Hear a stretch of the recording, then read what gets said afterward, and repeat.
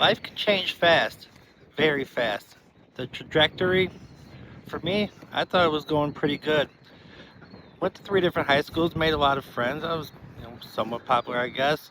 College educated, worked at the Chicago Board of Trade, three promotions, making good money. I'm not talking about driving a Ferrari around kind of money, but I was doing good. I was chill. Everything was all right. The girl that I thought was the prettiest in our town, now mind you, but it was a small little town, but they're pretty everywhere. I pursued her, and it took some time, to get this girl, but I eventually did. So life's great, right? Well, I had the saliva gland kept swelling up on me to the point where it was making it trouble. I was having trouble breathing. And the first time they just give me some antibiotics and everything's yeah, we're good to go. It goes back down, and then a couple weeks later it happened again, and then it happened again. Finally, the doctor's like, we're gonna need to operate. You know, if it's messing with your breathing, we're gonna have to take care of this. So I go have the surgery. We're going back 2009, so wasn't that much information out there, at least for me.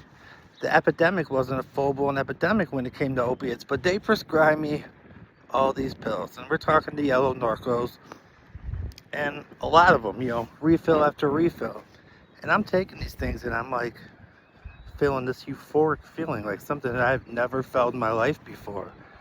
All of a sudden, that social awkwardness that I would have every once in a while was gone. You know, I was very talkative. I couldn't wait to get to work to yap somebody's ear off because I felt so good. I was very excitable. Couldn't wake up to pop these things, and finally that script ran out, and I knew nothing about no withdrawal. I'm just like, yeah, the party's over. It is what it is. It wasn't what it was, man. Whew. Started getting that sick feeling. I couldn't function. Anxiety out the wazoo. So I'm like, all right. I find them on the street. And when I say the street, I worked down at the Chicago Board of Trade. They weren't just trading in stock. They were trading in pharmaceuticals down there as well. You could find anything. Anything you're looking for, you could find down there. And I did. But they kept getting more and more expensive. And eventually, I'm sure a lot of you know this story, I started going to the street stuff. And it took a turn for the worse. And I'm driving, to the south side of Chicago. And in these neighborhoods I shouldn't be in. At times of night, I shouldn't be there.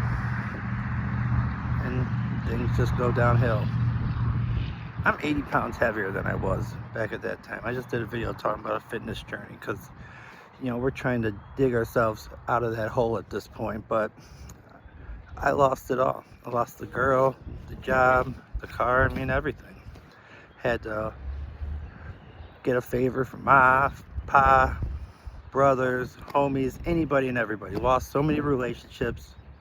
Did things I never thought I would do in my life.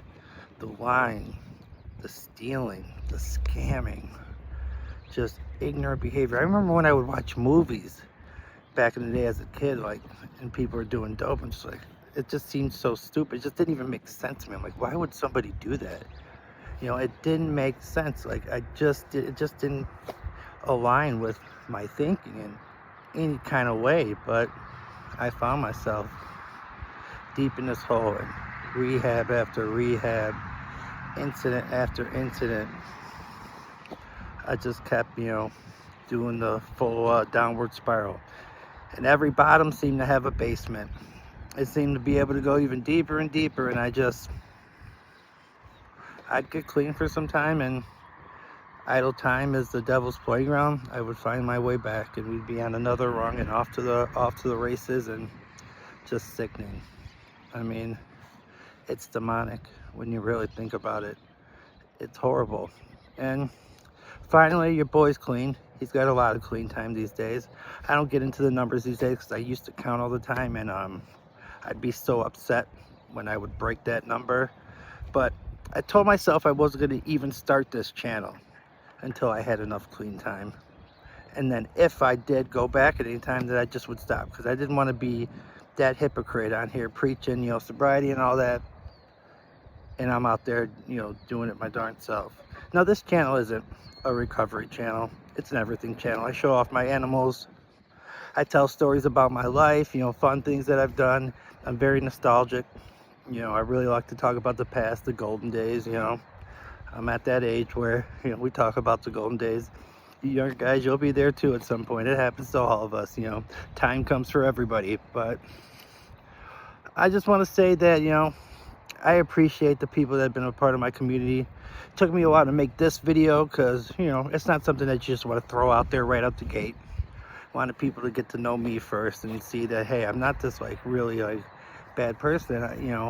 I made a lot of bad decisions. I did do some bad things, but my heart is there, and I do care about people. I do have empathy. I have a lot of remorse. I don't blame the doctor, that prescribed me. I blame myself. Matt should have put out his big boy pants a long time ago, but he didn't. And here I am. I'm working my way back through. I struggle to get through. Just as much as probably a lot of you do. Just to get through the day, get through the weeks, get through the month. But we're gonna keep on chugging. And I hope you guys will follow me on my journey, to rebound my life, to rebound my mind, my body, my soul, to get back in shape. Watch my live streams. I think you guys will enjoy it.